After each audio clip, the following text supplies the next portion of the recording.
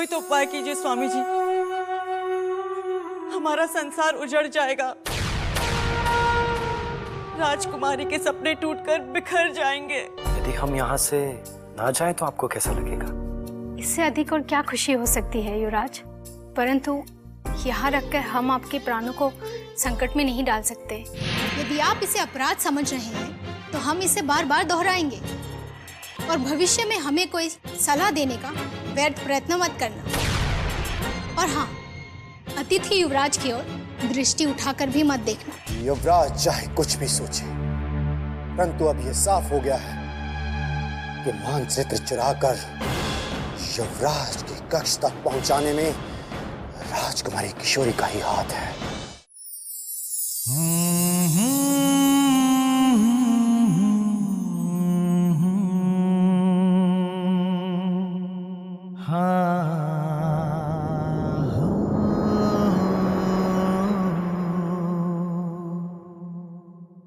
ला ला ला।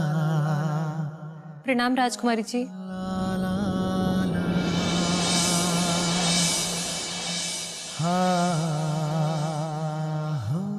अरे तुम दोनों कब आई?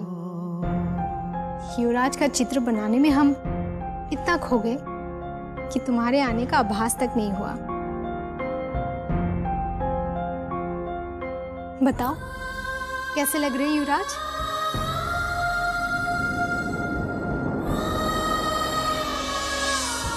लगता है तुम दोनों को हमारा बनाया चित्र पसंद नहीं आया, पर हम क्या करें, आज से पूर्व हमने कभी किसी का कोई चित्र बनाया ही नहीं।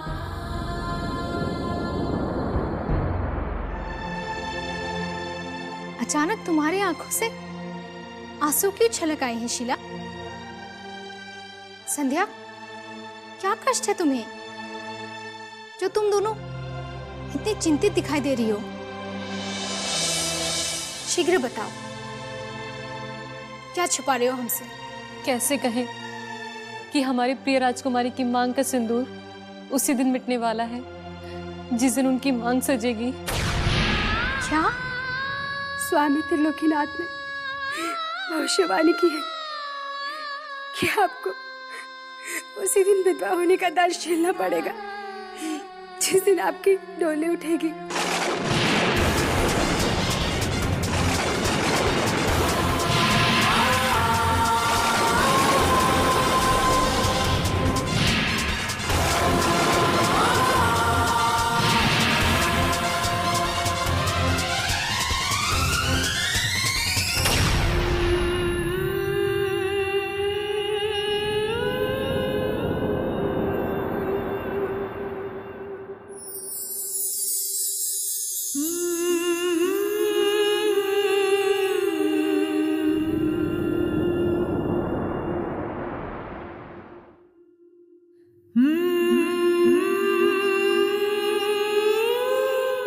झूठ बोलते हैं स्वामी त्रिलोकीनाथ। इनकी आयु तो पूरे 100 बरस की है।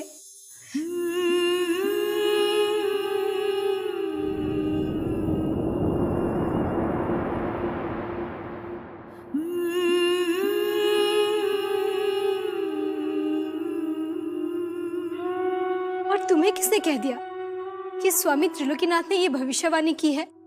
महारानी कलावती और स्वामी त्रिलोकीनाथ के बीच हुई बातें मैंने स्वयं सुनी है राजकुमारी जी। अवश्य स्वामी त्रिलोकीनाथ से कोई भूल हुई है, या वो भी शिवगढ़ के अनेक महायोद्धाओं की तरह हमारे साथ कुछ छल कर रहे हैं। कहाँ है स्वामी त्रिलोकीनाथ? हम उनसे मिलना चाहते हैं। हम अवश्य उनसे समय लेकर आपकी भेंट करवाएंगे राजकुमारी जी, परंतु अभी आप शांत हो जाइए। नहीं, हमें मत रोको।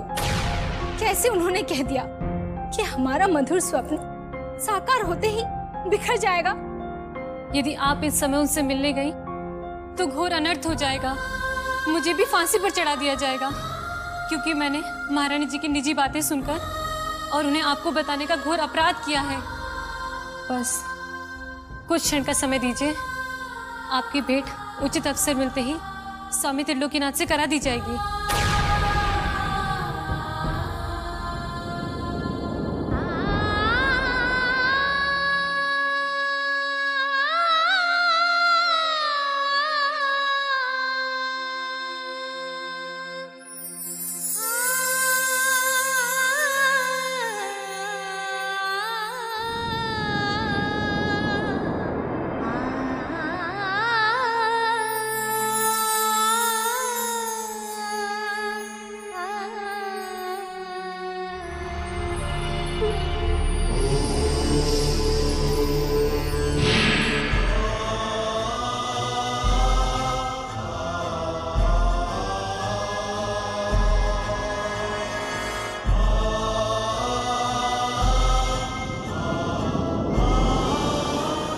प्रणाम स्वामी जी।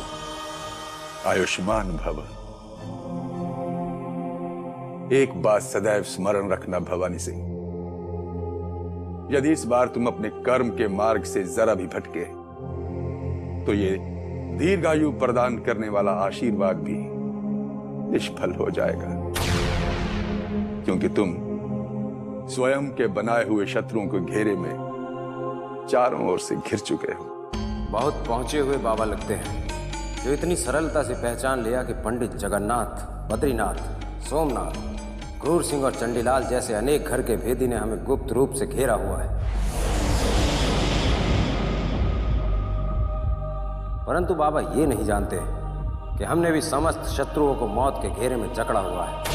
भवानी सिंह, यह सोचना तुम्हारी भूल ही नहीं, बहुत बड़ी मूर्खता है जो तुम ये सोचते हो कि तुमने अपने शत्रुओं को मृत्यु के जाल में जकड़ रखा है।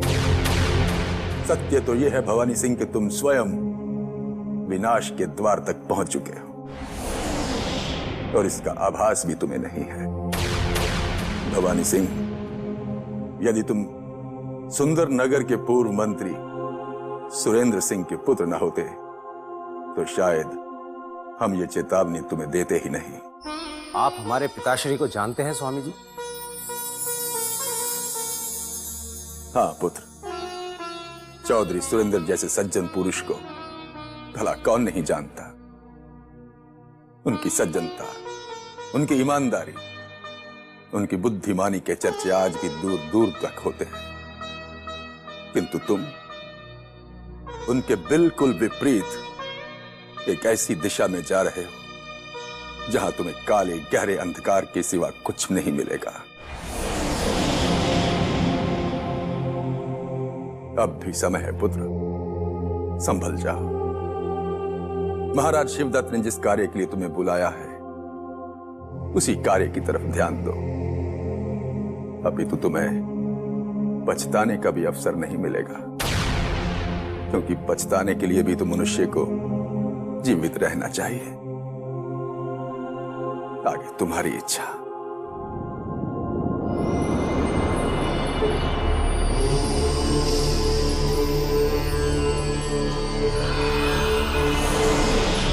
स्वामी त्रिलोकीनाथ को कोई साधारण साधु समझना हमारी भूल थी, परंतु आज उनकी चेतावनी ने भवानी सिंह की आंखें जरूर खोल दी।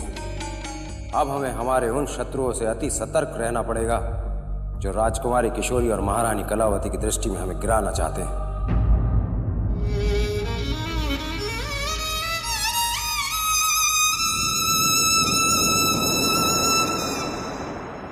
प्रणाम माताश्री।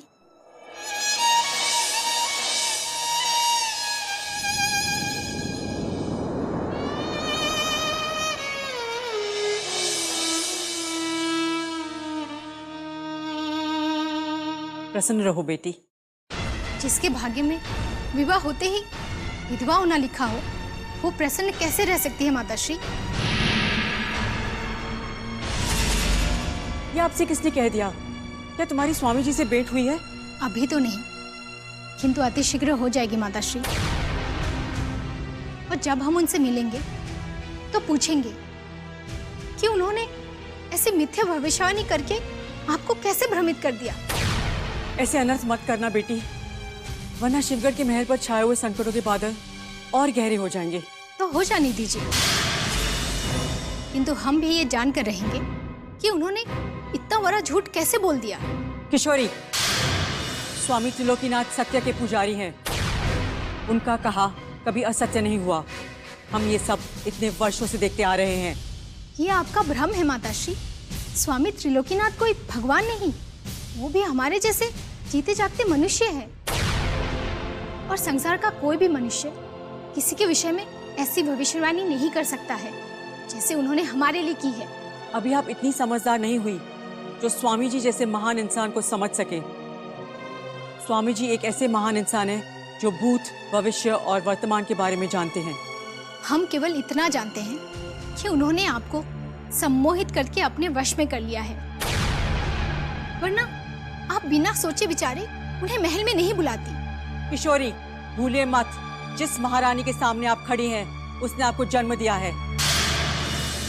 यदि आपको हमारे निर्णय और स्वामी जी के सत्य पर संदेह है तो हम भी भूल जाएंगे कि आप हमारी बेटी हैं। और आपने भी अगर स्वामी त्रिलोकीनाथ पर अंधविश्वास करके उन्हें फिर कभी ऐसी मिथ्या भविष्यवाणी करने का अवसर दिया तो हम भी कभी सहन नहीं करेंगे और सारी मान मर्यादा भूलकर उन्हें इस महल से अपने आश्रम लौट जाने पर विवश कर देंगे।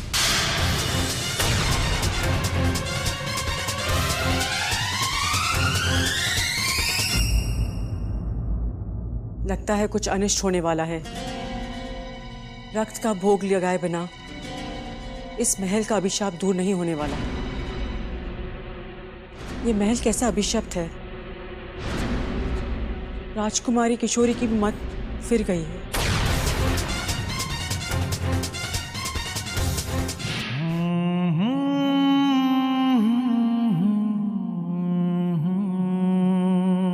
प्रणाम राजकुमारी जी। बहुत लंबी आयु है आपके होने वाले पति की, क्योंकि हमने अभी अभी आपको याद किया और देखिए आप हमारे सामने आ गए। राजकुमारी जी की लंबी आयु है। ये बोल मूर्ख, तू जानता नहीं है जिसके बारे में हम सोचते हैं और अचानक वही हमारे सामने आ जाए तो उसे ही लंबी आयु लग जाती है। अरे मैं भी तो वही कह रहा था, लेकिन ये क्या, राजकुमारी जी के सामने मुझे मूर्ख कह रहा है? इसका अंजाम बहुत बुरा होगा भीम भैया। हाँ, बड़े भाई को धमकाता है, बड़े भाई को, वो भी अपने होने वाले भाजी के सामने। भाजी होगी तेरी, तेरी होगी भाजी, तेरी होगी, तेरी होगी।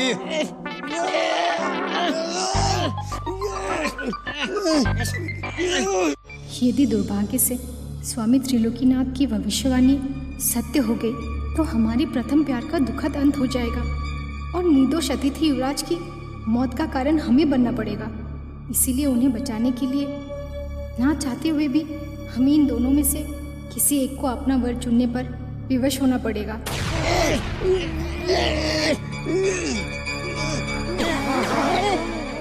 यदि तुम दोनों इस तरह छोटी छोटी बातों पर लड़ते रहे तो हम तुमसे कभी विवाह नहीं करेंगे। हमें माफ कर दीजिए। हम माफ कर दीजिए राजकुमार जी, आगे से ऐसी गलती नहीं होगी। जाओ क्षमा किया। क्षमा कर दीजिए। तब आप ये भी बता दीजिए कि हम दोनों में से आपने किसे पसंद किया, मुझे या इस खुसट भीम को? इसी बात का तो निर्णय नहीं कर पा रहे हम कि किसे चुने और किसे ठुकराए। इसमें कौन सी बड़ी बात है? बलवान से बड़ा तो मैं हूँ, तो विवाह करने का हक तो पहले मेरा ही हुआ ना।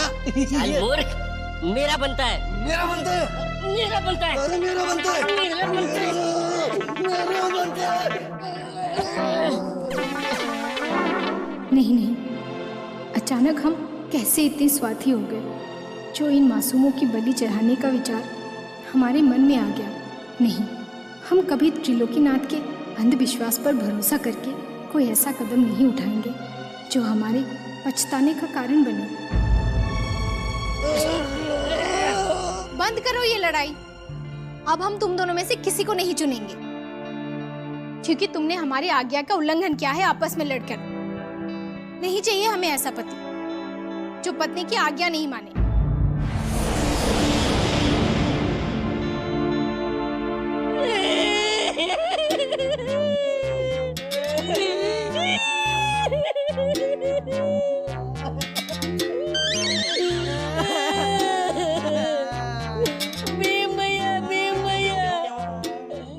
हमारा बसा बसाया घर उजड़ गया भीम भैया। ना जाने किस दुष्ट की नजर हमारे प्यार पे लग गई है।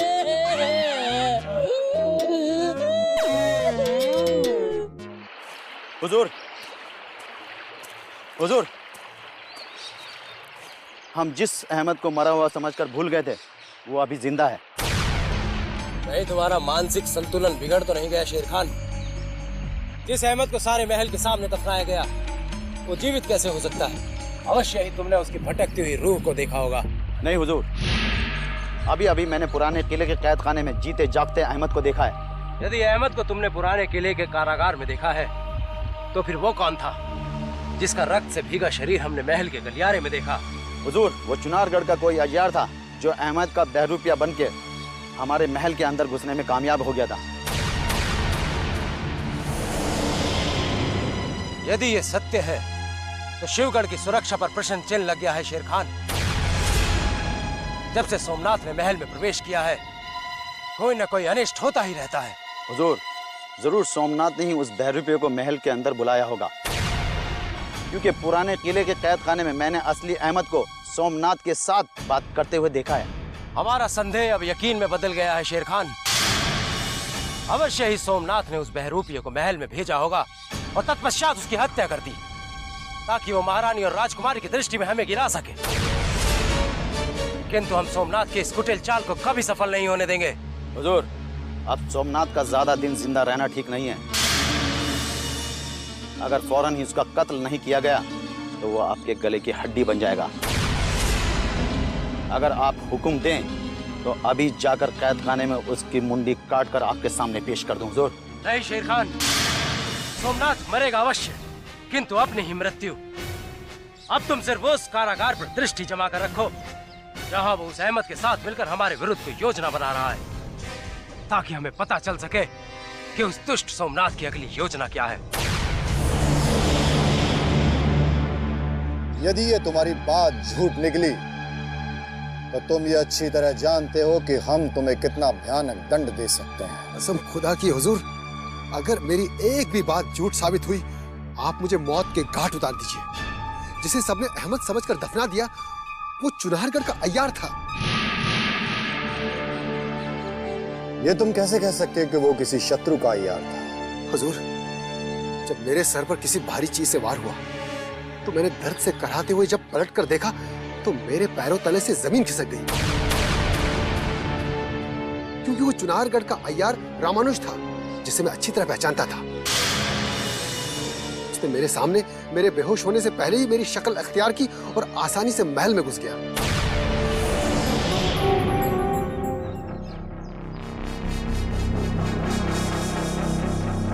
तुम्हारी ये बात सुनकर अब हमें भी ये विश्वास होने लगा है कि वो कोई चुनारगढ़ का ही यार था। हुजूर, मेरी समझ में ये नहीं आ रहा है कि उस बहरूपिया का कत्ल किसने कर दिया। जरूर वो मेरा दुश्मन ही रहा होगा, जिसने मेरे भ्रम में किसी और की जान छीन ली। जाने अनजाने उसके प्राण हमारे ही गुलाम ने छीने हैं, परंतु ये राज और महल की दीवारों के सिवा और कोई भी नहीं जानता।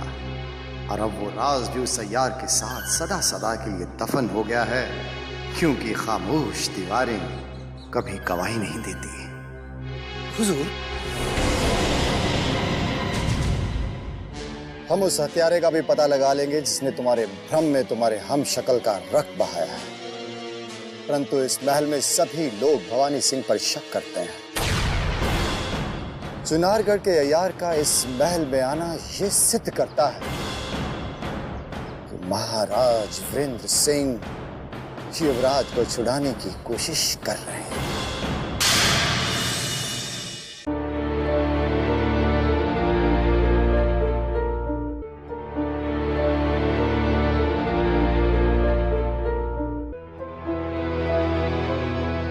महाराज की जय हो। कि हमारा गुप्तचर शिवगढ़ के महल में पहुंचकर हमारे युवराज का पता लगाने में सफल हो गया। पद्मिनी, शीघ्र बताओ, अपने पुत्र की कुशलता जानने के लिए हमारा मन वैसे ही छटपटा रहा है जैसे जलपिन मछली। हमारा गुप्तचर शिवगढ़ के महल के भीतर पहुंचने में तो सफल हो गया था महाराज, किंतु दुर्भाग्य से हमारे युवराज को खोजने से पूर्व ही उसकी हत्या हो गई। हमारी अंतिम आस भी टूट गई। अब आक्रमण के सिवा कोई और विकल्प है ही नहीं। जगन सिंह, युद्ध का ऐलान कर दो। क्षमा कीजिए महाराज, हमारे समस्त महायोद्धा राज्य में नहीं है। उनकी अनुपस्थिति में हमारी सेनाओं की कमान कौन संभालेगा? इसलिए किसी भी परिस्थिति में हमें युद्ध लड़ना ठीक नहीं होगा, अन्यथा हमें घोर पराजय का सामना करना पड़ सकता है महाराज। अब कमान हम स्वयं संभालेंगे। क्योंकि शत्रु शिवदत्त के अभिमान और हमारे कष्टों की अब अति हो चुकी है। शत्रु की अति समाप्त होने का समय आ गया है महाराज। हमारे महायोद्धा कभी भी युवराज को मुक्त करा सकते हैं और युवराज के मुक्त होते ही हम शत्रु पर आक्रमण कर देंगे। नहीं, नहीं, नहीं! शतिपुत्र मोह में आकर अब हम क्षत्रिय धर्म निभाने से तनिक भी पीछे हटे तो यह समस्त संसार हमारा उपहास करेगा। नहीं, अब केवल युद्ध होगा, रक्तपात होगा और भीषण भीषण नरसंहार होगा और शत्रुओं के मस्तक काट काट कर हमारी यह तलवार एक बार फिर से अपनी प्यास बुझाएगी।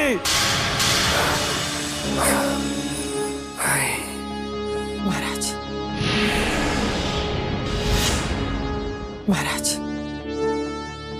क्या आप महारानी चंद्रकांता को इस सदमे और मूर्छित अवस्था में छोड़कर स्वयं को युद्ध की अग्नि में झोंक देंगे? क्या आप अपने युवराज का बलिदान इतनी सरलता से हो जाने देंगे जिसमें आपके और महारानी के प्राण बसे हुए? महाराज, क्या आप अपना क्षत्रिय धर्म निभाने के लिए लाखों लोगों का निर्दोष खून यूं ही बहा देंगे? नहीं महाराज, नहीं। आप ऐसा कोई कार्य कर ही नहीं सकते जो मानवता का शत्रु हो। आप चाहें तो इस धृष्टता के लिए अपनी तलवार से मेरा शीश काटकर फेंक दीजिए, लेकिन इस संकट की घड़ी अपने आप को युद्ध में मत झोंकिए और हमारे महायोद्धाओं के वापस आने तक मेरी ये प्रार्थना मान लीजिए महाराज।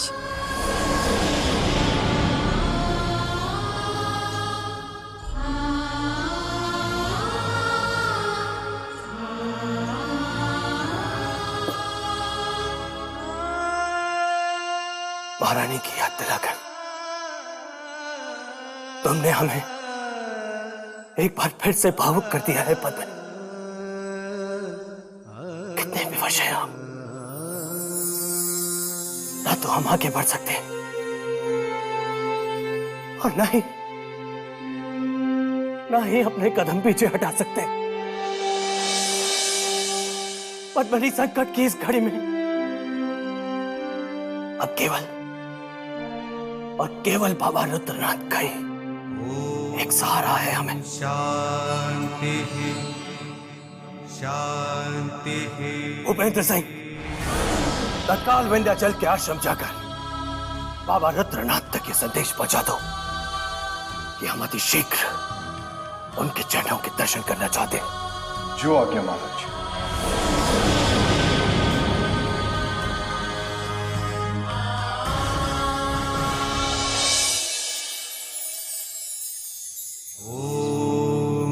शांति शांति शांति।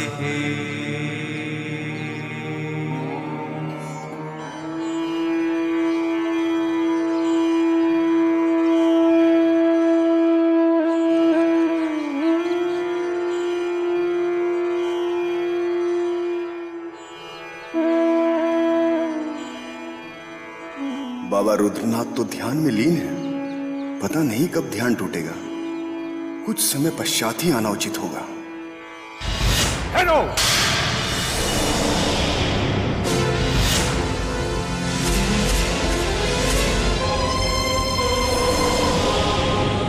प्रणाम गुरु।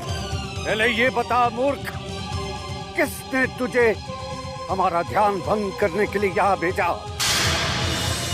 यहाँ आकर तूने आश्रम का समस्त वातावरण दूषित कर दिया है।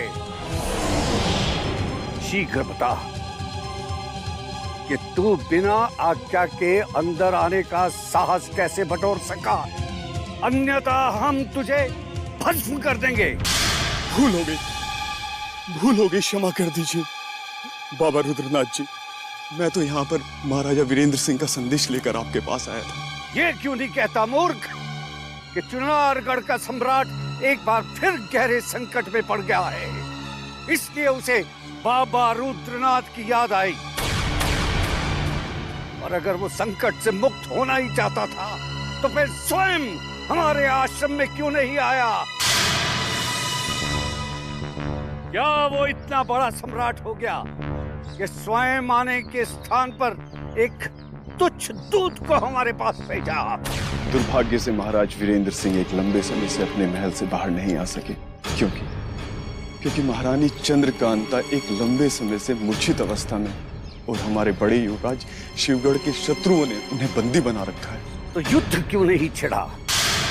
क्या चुनारगढ़ के सम्राट में इतनी शक्ति भी नहीं बची कि राय के दाने जितने नन्हे शिवगढ़ के ऊपर आक्रमण करके अपने पुत्र को मुक्त करा सके? चुनारगढ़ के समस्त महायोद्धा शिवगढ़ में युवराज को छुड़ाने के लिए प्रयास कर रहे हैं, और जैसे ही युवराज लौट आएंगे वैसे ही महाराजा वीरेंद्र सिंह शिवगढ़ पर आक्रमण कर देंगे। अरे मूर्ख! जब चुनारगढ़ के सम्राट को अपने महायोद्धाओं की शक्ति और बल पर इतना विश्वास है तो फिर हमारे पास क्या लेने आया है? मैं आपको चुनारगढ़ में आमंत्रित करने के लिए आया हूं, क्योंकि हमारे महाराज वीरेंद्र सिंह चारों तरफ से अकेले पड़ गए हैं और उनका धैर्य टूट चुका है। अगर अब आपका आशीर्वाद उन्हें नहीं मिला तो बिना महायोद्धाओं के युद्ध की घोषणा कर देंगे।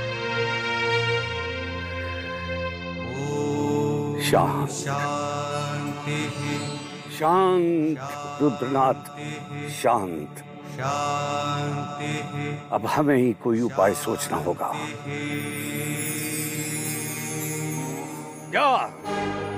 क्या कह दे अपने सम्राट से कि जब चुनारगढ़ के आकाश पर अमावस्या की काली रात का अंधकार छा जाएगा और चुनारगढ़ का समस्त राजमहल घोर अंधकार में डूब जाएगा, तब बाबा रुद्रनाथ स्वयं सम्राट वीरेंद्र सिंह के समक्ष प्रकट हो जाएंगे।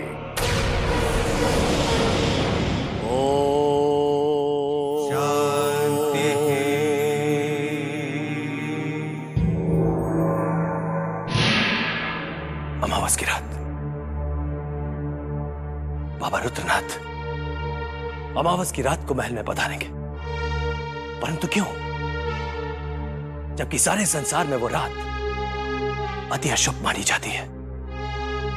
फिर आखिर ऐसे समय पे बाबा ने महल में आने का निर्णय क्यों लिया? महाराज, इसका उत्तर तो बाबा रुद्रनाथ स्वयं ही दे सकते हैं। अवश्य कोई रहस्य छुपा है जो उन्होंने उस अशुभ घड़ी में यहाँ आने का निर्णय लिया है। बाबा रुद्रनाथ ने पहले तो हमारा निमंत्रण ठुकरा दिया था, किंतु जब उन्हें पता चला कि हमारे युवराज शिवगढ़ में बंदी हैं और हमारे समस्त महायोद्धा उन्हें छुड़ाने के लिए गए हैं, तब वो मान गए और उन्होंने अमावस की काली रात को महल में आने की अनुमति दे दी है। परंतु बिना हमारी अनुमति के तुमने उन्हें हमारे सारे भेद कैसे बता दिए? भूपेंद्र सिंह, हमने तुम्हें उन्हें निमंत्रण देने भेजा था, न कि उनसे मंत्रणा करने। क्षमा कीजिए महाराज, अगर मैं सत्य नहीं बताता तो कभी हमारा निमंत्रण स्वीकार नहीं करते। एक बार तो उन्होंने मुझे धुतकार ही दिया और वो क्रोधित हो गए कि उन्हें आमंत्रित करने के लिए आप या चुनारगढ़ का कोई वरिष्ठ योद्धा क्यों नहीं आया। इसलिए सत्य बताने के सिवाय मेरे पास कोई मार्ग नहीं था। महाराज, आप बाबा रुद्रनाथ के अभिमान और अति क्रोधी स्वभाव से भली भांति परिचित हैं। यदि उन्हें सत्य नहीं बताया जाता वो चुनारगढ़ आने का निमंत्रण ठुकरा देते और हमारे संकट और बढ़ जाते। अब तो हमें संकट ही संकट दिखाई दे रहे हैं, क्योंकि बाबा रुद्रनाथ का अमावस की रात को महल में आने का निर्णय अवश्य ही किसी अज्ञात अनिष्ट का संकेत है और जिसका पता उनके आने के बाद चलेगा। न जाने कब आएगी वो अमावस की काली रात।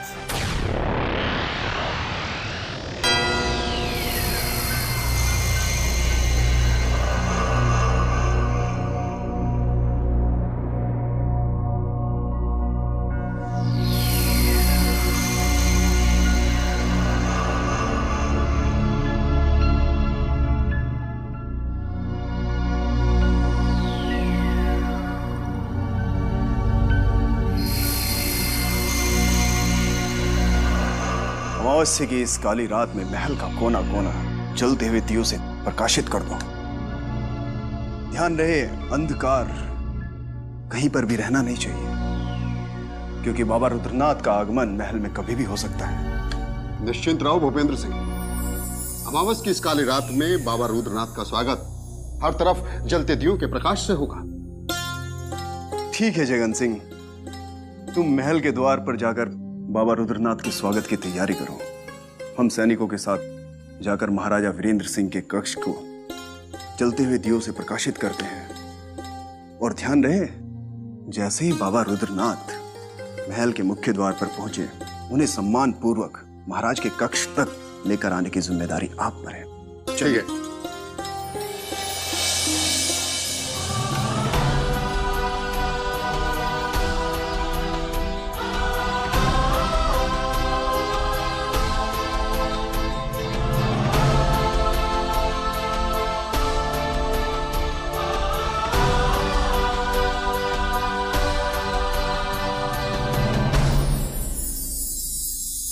सैनिकों, महाराज के कक्ष को दियों की रोशनी से सजा दिया जाए। जाओ।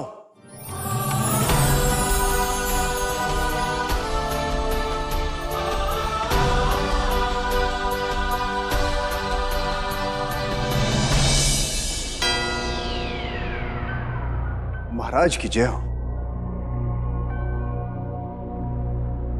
अमावस की वो रात भी आ गई भूपेंद्र सिंह, जिसकी प्रतीक्षा में हमने एक एक पल, एक एक सदी के समान बिताया है। अब आपकी चिंता समाप्त होने का समय आ चुका है। बाबा रुद्रनाथ किसी भी क्षण इस महल में पधार सकते हैं। परंतु आप इतने चिंतित क्यों दिखाई दे रहे हैं महाराज? हम ये सोच सोच कर चिंतित हो रहे हैं कि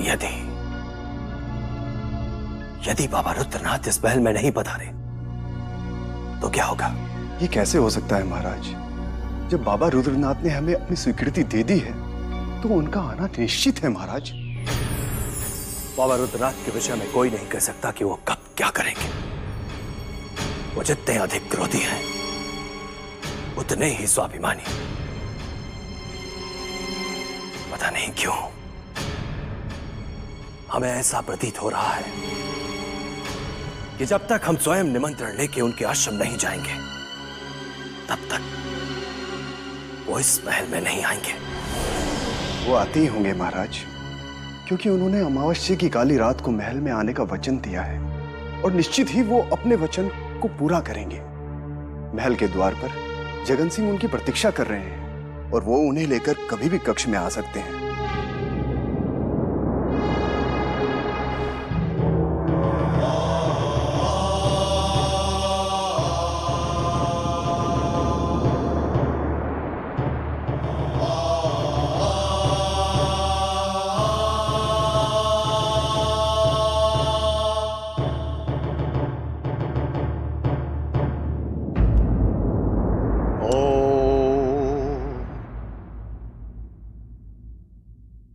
बाबा रुद्रनाथ की जय हो। वर्षों के पश्चात आपने अपने चरण कमल एक बार फिर से इस महल में रखकर हम पर बहुत बड़ा उपकार किया है। परंतु तूने सदा अपने स्वार्थ का ही परिचय दिया है सम्राट वीरेंद्र सिंह। जब संकटों के बादल तुझे चारों तरफ से घेर लेते हैं और दुखों की बिजलियां तुझ पर गिरने लगती हैं, तब तुझे अपने बाबा रुद्रनाथ की याद आती है।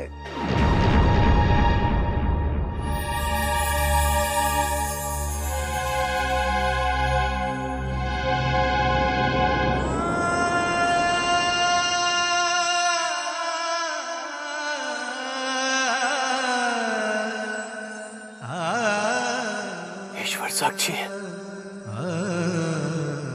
कि सदा आप हमारे और रानी चंद्रकांता के मन में किसी देवता के समान बसे रहे हैं बाबा रुद्रनाथ। इससे पूर्व कि हम आश्रम आकर आपके दर्शन करते, न जाने कहां से हम पर दुखों के अनेकों पहाड़ टूट पड़े बाबा। बाबा, हमारे युवराजों को शत्रु ने बंदी बना लिया और उनके विछोह में महारानी चंद्रकांता मृत्युशैया पर आ गई बाबा।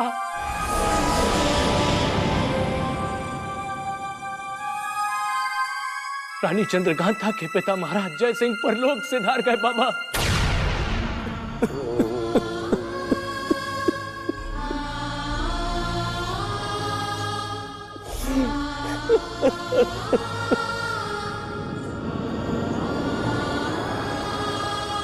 ये तो तेरे साथ हो नहीं था राजन, क्योंकि तूने किसी लाचार और निर्दोष को सताकर उसकी आत्मा को दुखाया है,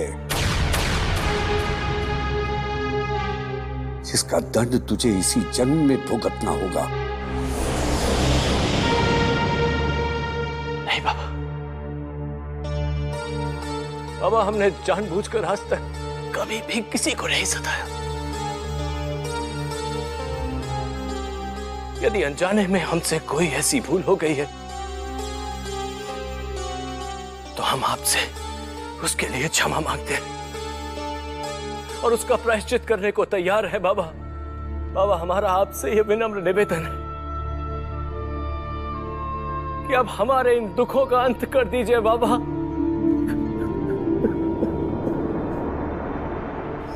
हमारे दुखों का अंत कर दीजिए बाबा।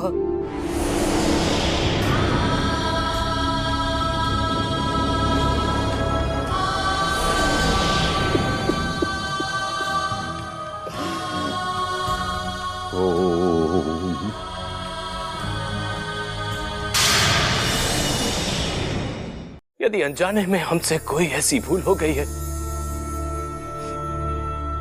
तो हम आपसे उसके लिए क्षमा मांगते हैं और उसका प्रायश्चित करने को तैयार है बाबा।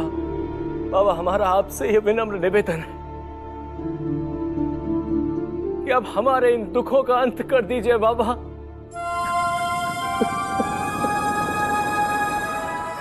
हमारे दुखों का अंत कर दीजिए बाबा। आज उस मोड़ पे खड़े हैं जहां पर हमारे पास सब कुछ होते हुए भी कुछ भी नहीं है, कुछ भी नहीं है बाबा। महारानी चंद्रकांता तो है, परंतु वो पलकें उठाकर हमें देख नहीं सकती।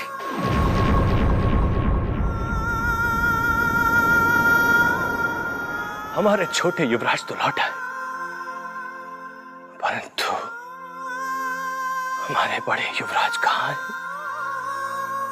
वो कैसे हैं? किस हाल में हैं? हम कुछ नहीं जानते बाबा, हम कुछ नहीं जानते। अब प्रजा की दृष्टि पे भी हमारे सम्मान पर प्रश्न चिन्ह लग गया है बाबा।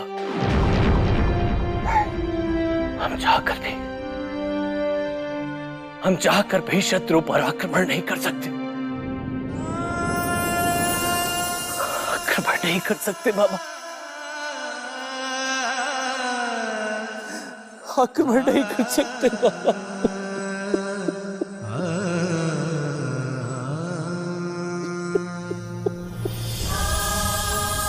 हमारे दुखों का अंत कर दीजिए बाबा।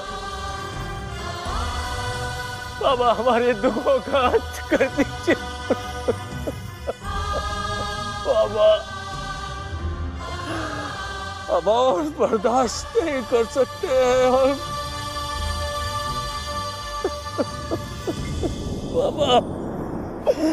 यदि तुझसे आक्रमण करने की भूल हो जाती राजन,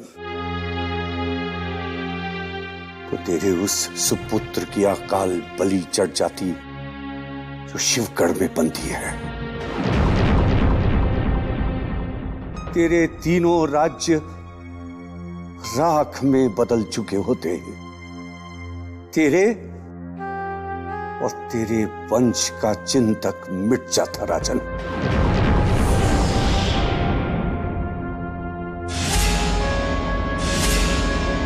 जो भी होता है ईश्वर हमेशा उसे अच्छे के लिए करता। महाराज, आपने उस दिन मेरी प्रार्थना स्वीकार करके एक बहुत बड़े अनर्थ को होने से टाल दिया। बाबा रुद्रनाथ, आपने आज यहाँ अमावस की काली रात को जो आने का फैसला किया है, तो क्या इस अनिष्ट रात का कोई विशेष महत्व है? इस अनिष्ट रात्रि का महत्व तो सबको तब पता चलेगा जब अंधकार छटेगा और नए दिन का आरंभ होगा। देखना राजन, नए सूर्य के किरण के फूटते ही तुम्हारे दुखों के अंत का समय आरंभ हो जाएगा। तुम्हारे शत्रुओं का विनाश हो जाएगा। अब हम तेरे एक एक शत्रु को आपस में लड़ा कर मरवा देंगे। शिवगढ़ के राजमहल में उथल पुथल मच जाएगी। ये बाबा रुद्रनाथ का वचन है।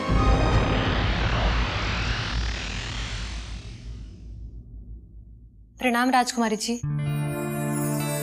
हमने कहा था ना कि जब तक हम ना बुलाए हमारे कक्ष में मत आना। हमें एकांत चाहिए। हम किसी से बात नहीं करना चाहते हैं। क्षमा कर दीजिए राजकुमारी जी, हम आपके एकांत में व्यवधान नहीं डालना चाहते थे, किंतु सोमनाथ जी आपसे मिलने का हट कर रहे हैं, इसलिए हम उन्हें द्वार पर छोड़कर आपसे अनुमति लेने आ गए। वो हमसे क्यों मिलना चाहते हैं? उनको हमसे ऐसा क्या कार्य पड़ गया जो उन्होंने हमारे कक्ष तक आने का साहस किया है? उनका कहना है राजकुमारी किशोरी, उन्हें आपके साथ किसी गंभीर विषय पर वार्ता करनी है। हम उनकी शक्ल भी नहीं देखना चाहते हैं। जाकर कह दो उनसे कि वो तुरंत वापस लौट जाए। अब जाओ। किंतु उन्होंने हमें चेतावनी दी है, यदि आपने उनसे तत्काल भेंट नहीं की तो वे आपका कोई गुप्त भेद महारानी जी के कक्ष में जाकर उन्हें बता देंगे, जिससे आप तुरंत उनकी दृष्टि से गिर सकती हैं राजकुमारी जी। हमारा गुप्त भेद? देखते हैं वो हमसे क्या कहना चाहते हैं। भेज दो उन्हें। जो आ गया। अवश्य कोई ना कोई बात है जो सोमनाथ ने हमें ही चेतावनी देने का साहस किया है, किंतु क्या बात हो सकती है?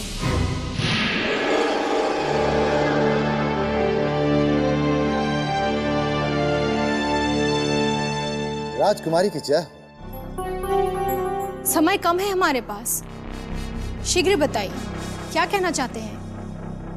कहना तो है हमें माता श्री से आपकी, परंतु अचानक ये विचार हमारे मन में आया कि महारानी कलावती तक ये बात पहुंचने से पहले यदि आपके कानों से गुजर जाए तो बहुत अच्छा होगा, क्योंकि राजकुमारी जी, हम आपको महारानी कलावती की दृष्टि से गिरता हुआ नहीं देखना चाहते।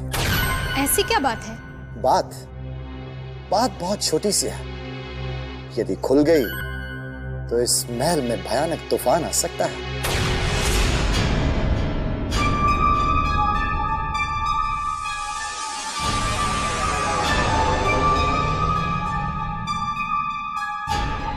ये मानचित्र है, इस महल का अनमोल गुप्त मानचित्र। इसे तो आप पहचानते ही होंगे। कुछ दिन पूर्व इसको किसी ने खजाने की तिजोरी से चुरा लिया था। इसे तो हमने स्वयं अपने हाथों से युवराज को सौंपा था। महल का ये वो मानचित्र है युवराज, जो आपको महल के तहखाने से उस गुप्त सुरंग तक ले जाएगा। ये इसे दुष्ट के हाथ कैसे लग गया? आप यही सोच रही हैं कि किस दुष्ट ने यह मानचित्र चुराया है? पर घबराइए मत, हमने नहीं चुराया, परंतु अब यह हमारे पास है। कुछ समय पहले ही हमें युवराज के कक्ष से मिला। परंतु ये गुप्त मानचित्र अतिथि युवराज के कक्ष तक पहुंचा कैसे? अतिथि नहीं, शत्रु कहिए उसे। उसने ये मानचित्र चुराकर सिद्ध कर दिया है कि अतिथि बनने का सम्मान प्राप्त करने के लायक नहीं। केवल वो कारागार की यातना का हकदार है। सोमनाथ, अतिथि युवराज पर आरोप लगाकर अब शिवगढ़ की मान मर्यादा भंग करने का दुस्साहस कर रहे हैं। हम नहीं, आप, या यूं कहिए कि आपने शिवगढ़ के साथ साथ अपने माता पिता के मान सम्मान पर भी प्रश्न चिन्ह लगा दिया है, क्योंकि इसकी चोरी में आपका भी हाथ था। शिवगढ़ की राजकुमारी पर लगाया गया मिथ्या आरोप आपको फांसी के फंदे तक ले जा सकता है सोमनाथ। महायोद्धा सोमनाथ के ये राजकुमारी साहिबा, ये मानचित्र की वजह से हमें नहीं, उस युवराज को फांसी अवश्य हो सकती है। आपने तो इसकी सहायता से युवराज को यहाँ से भागने की योजना भी बना ली थी, परंतु महायोद्धा सोमनाथ के होते हुए ऐसा कभी नहीं हो सकता जिसमें महाराज शिवदत्त का अहित छुपा हो। निकल जाइए हमारे कक्ष से, वरना हम अपने सुरक्षा कर्मियों को बुलाकर आपको अपमानित करके इस कक्ष से बाहर निकाल देंगे। इतना कष्ट मत उठाइए राजकुमारी साहिबा, हम तो आपके मुख पर क्रोध नहीं, सदा मुस्कुराहट देखना चाहते हैं। और रही बात आपकी सुरक्षा रक्षकों की, तो आपके सबसे बड़े सुरक्षा रक्षक तो हम हैं, फिर हमें यहां से कौन निकालेगा? परंतु हम आपकी आज्ञा का उल्लंघन करने का साहस नहीं कर सकते, इसलिए हम जा रहे हैं।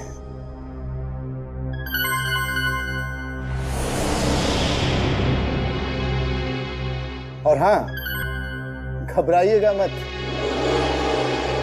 जब तक आप नहीं चाहेंगी हम महाराज शिवदत्त और महारानी कलावती तक ये बात नहीं पहुंचने देंगे कि ये मानचित्र किसने चुराया है। अपना ख्याल रखिएगा राजकुमारी साहिबा।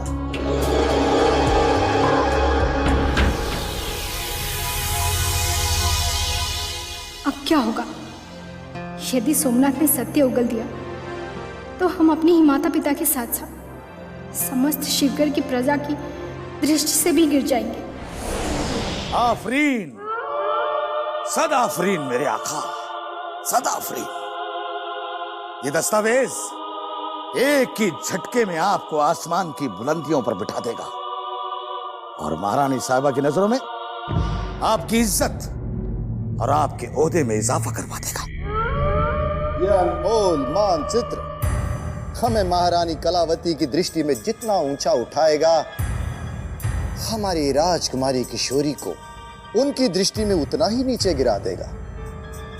और ये हम कदाचित सहन नहीं कर पाएंगे चंगेज खान, क्योंकि हम राजकुमारी किशोरी से प्रेम करते हैं, और इतना प्रेम करते हैं उतना तो हम अपने आप से भी नहीं।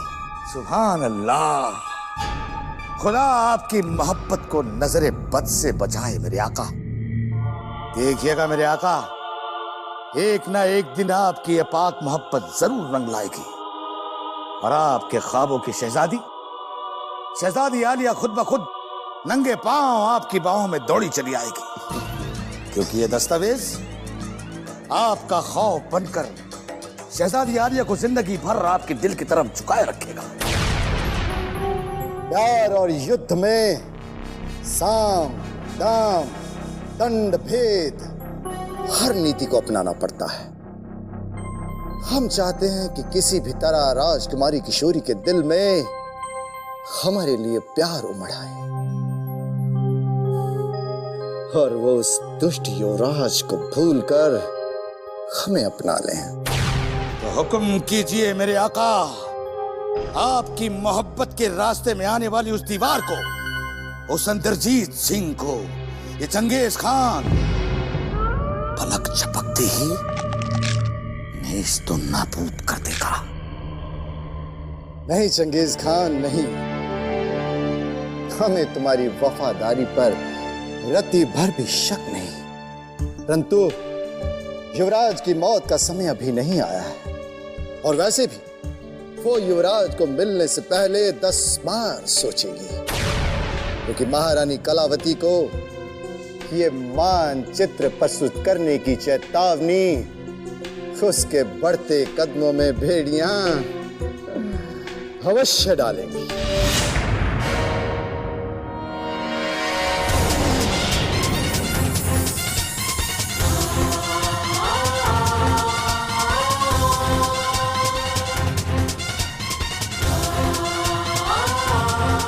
तेरी शक्ति के आगे हम किसी कुंडली, किसी भविष्यवाणी और किसी साधु महात्मा को नहीं मानते, क्योंकि तेरी इच्छा के बगैर एक पत्ता तक नहीं हिल सकता। जो तूने लिख दिया उसे कोई मिटा नहीं सकता। परंतु हमारे इस विश्वास को तोड़ने के लिए स्वामी त्रिलोकीनाथ ने वो भविष्यवाणी की है जिसे हम कभी पूरा नहीं होने देंगे। यदि तूने भी स्वामी त्रिलोकीनाथ का साथ दिया तो तुझे भी अपनी भूल पर पछताना पड़ेगा, क्योंकि हम सती सावित्री बनकर तेरे लिखे को भी बदल देंगे और यमराज के हाथों शिवराज को छीन कर दिखाएंगे, क्योंकि हम जानते हैं कि तू स्वामी त्रिलोकीनाथ का साथ कभी नहीं देगा, क्योंकि हमारे साथ ये अन्याय करके तू भी कैसे चैन से रह सकता है।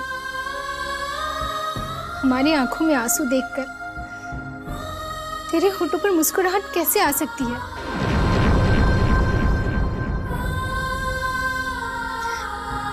सब कुछ छीन ले हमसे,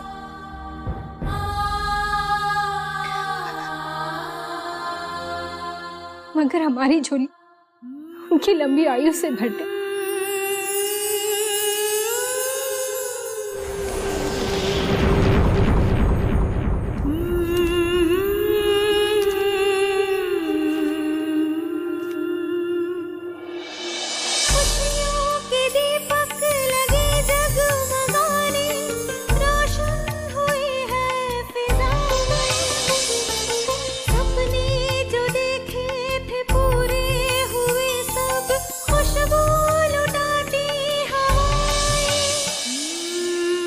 हमें उत्तर मिल गया है प्रभु। हमारे प्यार के देवता को कोई नहीं छीन सकता, कोई नहीं।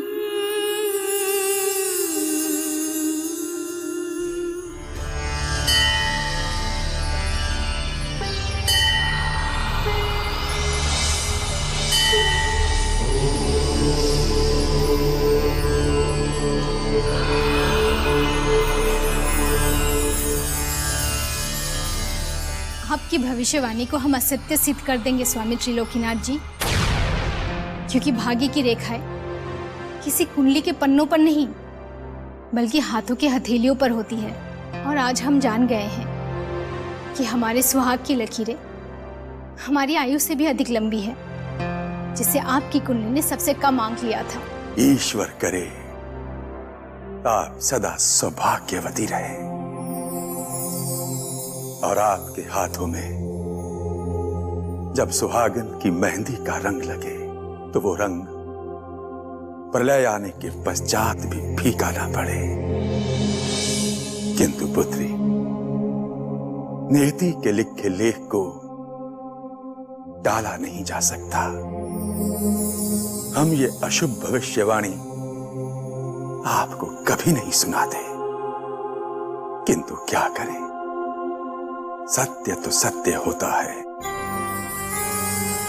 जिस प्रकार काले घने बादल सूर्य के प्रकाश को अपने ओट में नहीं छुपा सकते, उसी प्रकार सत्य भी सामने आ ही जाता है। सत्य ये है कि दुर्भाग्य ने तुम्हारी कुंडली में विवाहित जीवन का सुख बहुत कम लिखा है और विधवा का दुख बहुत अधिक। प्रेम की शक्ति के आगे आपकी लिखी कुंडली तो क्या, हमारे दुर्भाग्य को भी हार माननी पड़ेगी स्वामी त्रिलोकीनाथ जी। प्रेम में सृष्टि का वास होता है, ईश्वर का आशीर्वाद होता है।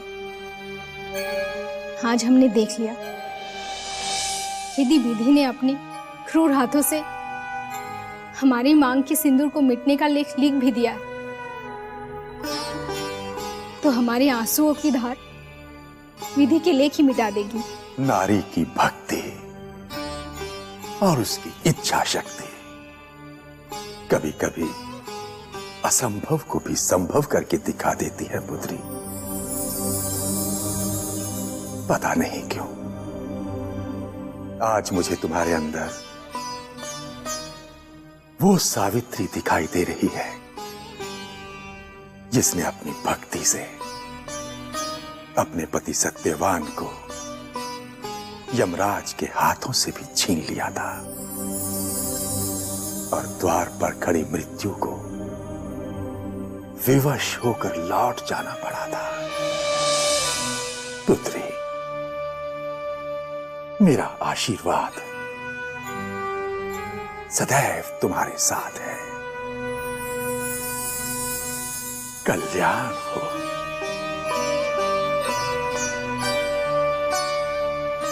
बम बम बम बम।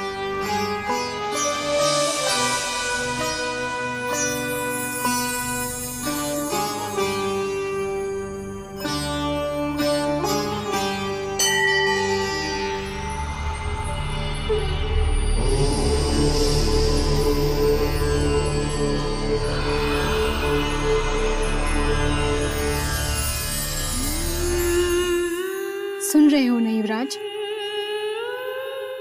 अब हमें कोई अलग नहीं कर सकता। यदि मृत्यु द्वार पर आ भी गई तो हमें साथ साथ ले जाएगी। नाज़िम, हमने कभी सपने में भी नहीं सोचा था कि एक दिन ऐसा आएगा कि हम अहमद की मजार पर ऐसे फूल चढ़ाने जा रहे होंगे। आज वो हमारे बीच में नहीं है, परंतु तुम्हें क्या ऐसा नहीं लगता जैसे वो यहीं कहीं आसपास हो? आप मजा फरमा रहे हो हुजूर। आजकल तो मेरे भी सपने में आने लगा है। हाँ, जैसे सोने के लिए आंख बंद करता हूँ, आके मेरे सामने खड़ा हो जाता है। क्यों? अरे मुझसे अपनी बकाया तनख्वाह का तगादा करने लगता है। तगादा करता है? परंतु नाज़िम, हम ये नहीं समझ पा रहे हैं कि उसका वेतन तो हमें देना है, फिर वो तुम्हारे स्वप्न में आके तुमसे क्यों मांगता है? पता नहीं।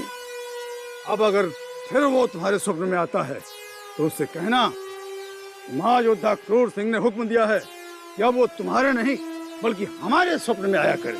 हुजूर! हुजूर! हुजूर! नाज़िम, ऐसा नहीं लगता जैसे ये अहमद की आवाज हो? लगा तो मुझे भी। हम कहीं जागते हुए स्वप्न तो नहीं देख रहे हैं? हुजूर! हुजूर! हुजूर! हुजूर! आदाब बरसे हुजूर, आदाब बरसे। आदाब आदाब। हमें क्षमा कर दो अहमद, तुम्हारे जीते जी हम तुम्हें तुम्हारा वेतन नहीं दे पाए, परंतु विश्वास करो तुम्हारी मृत्यु होते ही तुम्हारा सारा बकाया वेतन हमने तुम्हारी भाभी जान के पास रखवा दिया है। सच? कहीं आप झूठ तो नहीं बोल रहे हुजूर? अहमद, ये सत्य है कि जब तुम जीवित थे तो हम तुमसे बहुत झूठ बोलते थे, परंतु तुम्हारी मृत्यु के पश्चात हम एकदम सुधर गए। ये देखो, हम तुम्हारी आत्मा की शांति के लिए हम तुम्हारी मजार पर फूल चढ़ाने भी जा रहे थे। क्यों नाज़िम? हुजूर बिल्कुल ठीक फरमा रहे हैं। अब भटकना छोड़ के भाभी जान के हमारी भाभी आपकी जान, हाँ, उनके पास जाके अपनी बकाया तनख्वाह लेके कब्रगाह में जाके सो जाओ। कब्र में मैं नहीं, चुनारगढ़ का अय्यार सोया है मेरे दोस्त, जो मेरे चक्कर में धोखे से मारा गया। मैं तो सही सलामत जिंदा हूँ। तो इसका तात्पर्य ये कि तुम मरे नहीं, जीवित हो अहमद। लो कर लो बात। हुजूर, आपसे बकाया तनख्वाह लिए बिना कैसे मर सकता हूँ? बात करते हैं। हुजूर, जो मरा था वो मेरा बहरूपिया था। हुजूर, बहरूपिया। अहमद, तुम सचमुच जिंदा हो? हाँ हुजूर। पक्का? हाँ हुजूर, चुटकी काट के देखो ना। अरे जिंदा है, जिंदा है, जिंदा है, जिंदा है। अब तुम्हारी भाभी जान के पास जो बकाया रकम हमने रखवाई थी उसे भूल जाओ। तुम्हारा बकाया यही था जो हम तुम्हारी मजार पे चढ़ाने जा रहे थे। ये लो।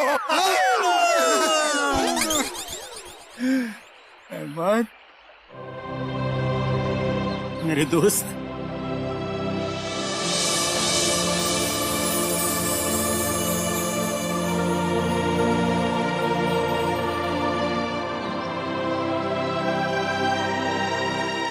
मैं तुझसे लड़ाई नहीं करूंगा मेरे दोस्त, हुजूर से तेरी चुगली भी नहीं करूंगा। सच सच, 100% सच।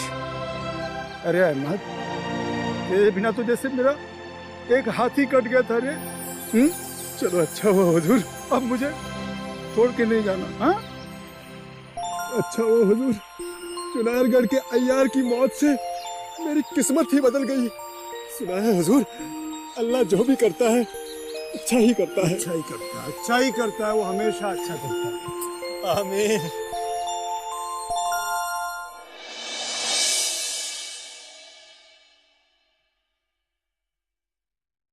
प्रणाम महाराज।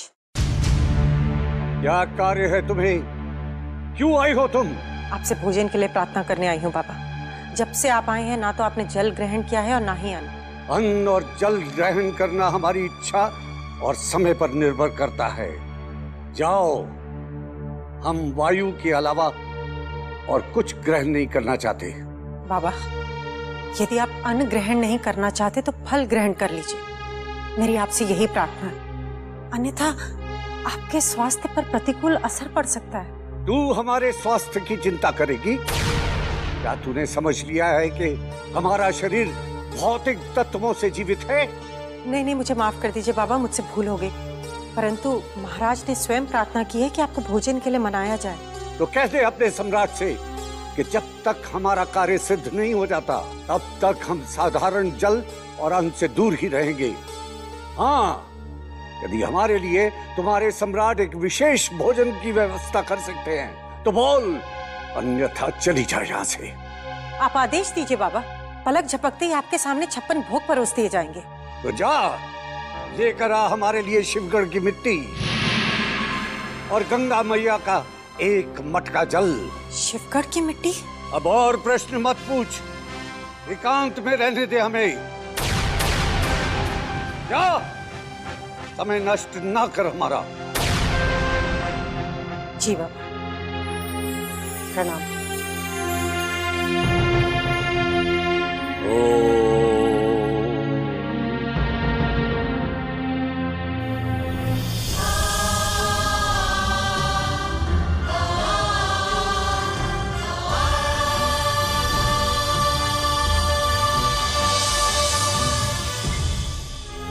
ये क्या लेकर जा रहे? बाबा, रुद्रनाथ के लिए सूखे मेवे और राजमहल के बगीचे से तोड़े गए शुद्ध फल हैं पद्मनी जी।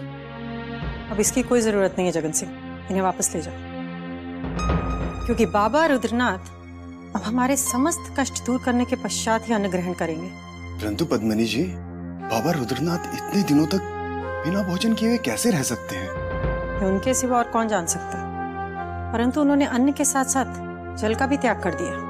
अवश्य ही इसके पीछे भी कोई गहरा रहस्य छुपा है पद्मनी जी, क्योंकि बाबा रुद्रनाथ अनेक शक्तियों के स्वामी हैं। सुना है वो अपनी योग साधना के बल पर वायु के सहारे लंबे समय तक अपने शरीर को जीवित रखने के लिए ऊर्जा देने में सक्षम है। तुम ठीक कह रहे हो जगन सिंह, परंतु बाबा ने गंगा जल के साथ साथ शिवगढ़ की मिट्टी लाने का भी आदेश दिया है, जिसका कारण मुझे अभी तक समझ नहीं आया।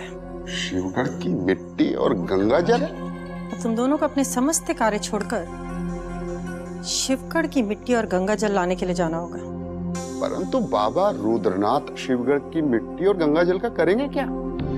मैं कैसे बता सकती, परंतु हमें बाबा के आदेश का अति शीघ्र पालन करना होगा, वरना बाबा रुष्ट हो गए तो अनर्थ हो जाएगा।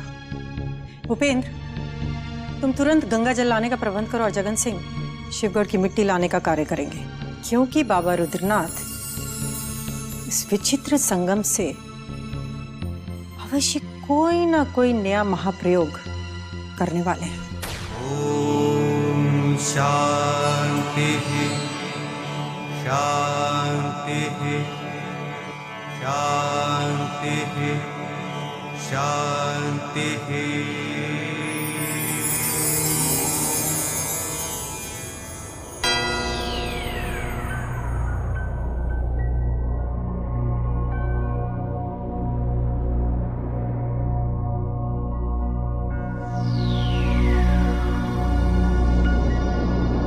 शिवगढ़ शिवगढ़ शिवगढ़।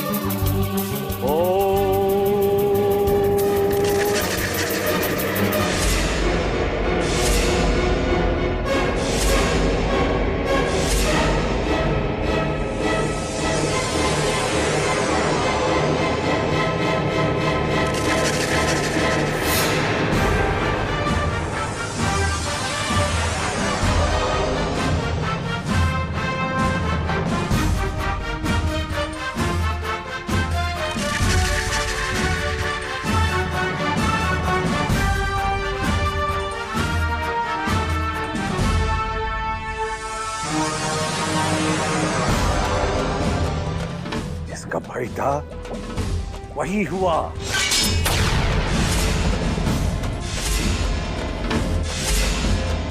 आश्चर्य, घोर आश्चर्य।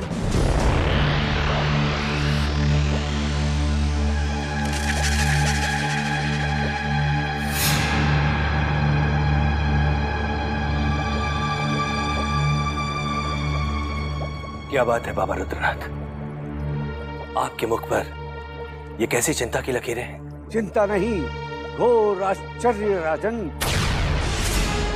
कि तुम्हारा पुत्र शिवदत्त की पुत्री के प्रेम में डूब गया है।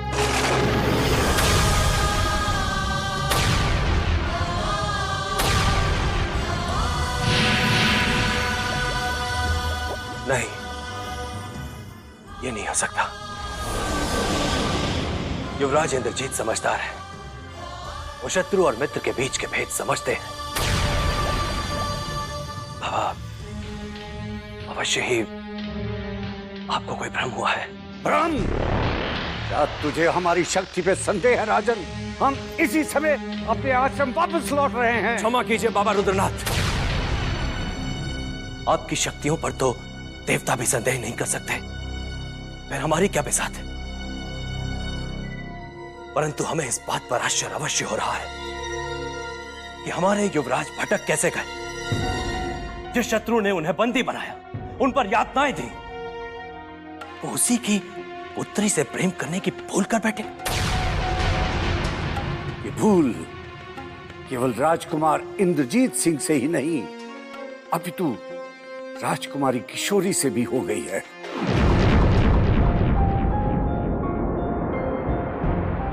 दोनों के मन में एक समान प्रेम की अग्नि चल रही है, जिसे बुझाना अब ना तेरे बस में है, ना तेरे शत्रु शिवदत्त के। अब क्या होगा बाबा रुद्रनाथ? क्या इस अनर्थ को रोकने का कोई उपाय नहीं है? नहीं, बड़े बड़े युद्ध और तूफानों को तो रोकने के अनेकों उपाय हैं, परंतु प्रेम की अग्नि को जितना बुझाने की कोशिश करोगे, वो उतना ज्यादा भड़केगी। क्योंकि इस अग्नि को केवल प्रेम ही शांत कर सकता है। इस प्रेम में प्रभु का निवास होता है। अब युवराज और राजकुमारी का मन एक हो गया है। दुनिया की कोई भी शक्ति इन्हें एक दूसरे से दूर नहीं कर सकती। अब आपको यहाँ से दूर चले जाना है युवराज, क्योंकि सब महल में आपके शत्रु हो गए हैं। ऐसा कोई भी नहीं है जो आपको जीवित देखना चाहते हैं। परंतु सोमनाथ के सिवाय वो कौन है जो हमें जीवित नहीं देखना चाहता? सोमनाथ ही नहीं, बल्कि भवानी सिंह, क्रूर सिंह, चंगेज खान और न जाने अनेक षड्यंत्रकारी आपके प्राणों के पीछे पड़े हैं। यदि अधिक देर होगी तो बहुत अनर्थ हो जाएगा। हम स्वयं को कभी क्षमा नहीं कर पाएंगे। आप अधिक सोच सोचकर अपने आप को कष्ट में मत डालिए राजकुमारी। हम समस्त शत्रुओं से मुकाबला करेंगे, उन सबका नाश कर देंगे। नहीं, अब हम कुछ नहीं सुनना चाहते। पिताश्री के आने से पूर्व आपको यहाँ से चले जाना होगा। यदि उनका आगमन हो गया तो आपका यहाँ से निकलना नामुमकिन हो जाएगा। तो हो जाने दो, हम मृत्यु को स्वीकार कर सकते हैं, परंतु हम आपको छोड़कर कहीं नहीं जा सकते राजकुमारी। मन को इतना निर्बल मत बनाइए युवराज। यदि आप ही नहीं रहे तो हमारा प्यार कैसे जीवित रहेगा? यदि आप यहाँ से सुरक्षित निकल गए तो हमारा मिलन फिर से हो जाएगा।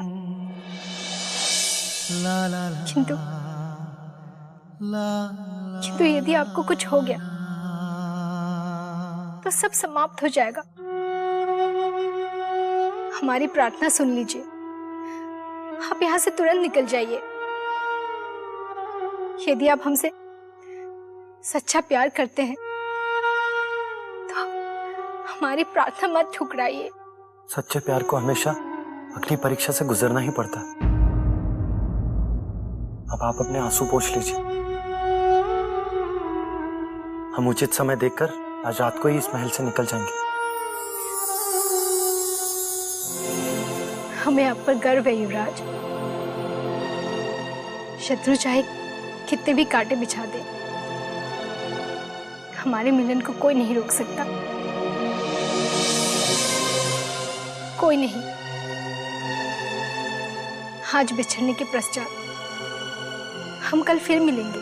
खुशियों के दीपक लगे जगमगाने, रोशन हुई है फिजाएं, सपने जो देखे हमारा प्यार हुए सब, खुशबू लुटाती हवाएं, समय की धारा पे लिखी है खूबसूरत कहानी। हम जानते थे राजकुमारी कि एक दिन आप हमसे प्यार अवश्य करने लगेंगे। हम तो आपसे पहले दिन पहली नजर में ही प्यार कर बैठे। तो फिर दिल की बात को होठों तक आने पर इतना समय क्यों लग गया? न जाने क्यों, चाहकर भी नहीं कह पा रहे थे।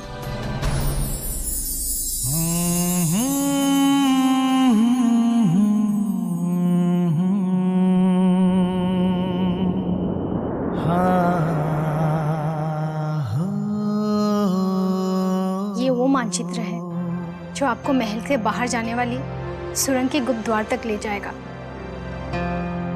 और ये रही उस द्वार की चाबी।